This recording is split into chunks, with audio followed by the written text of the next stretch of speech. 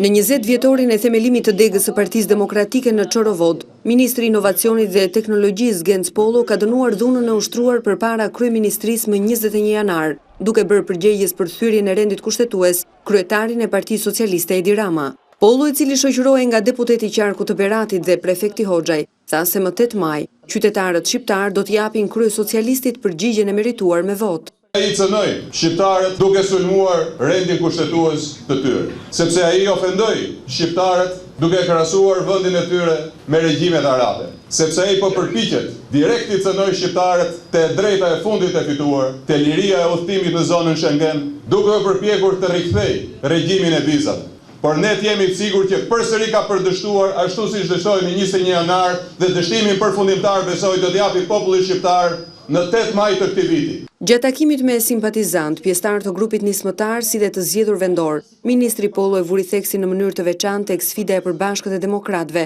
zgjedhjet lokale, ku shprehu sigurinë për një fitore bindëse të koalicionit qeverisës më 8 maj në disa prej njësive vendore të rrethit skrapar.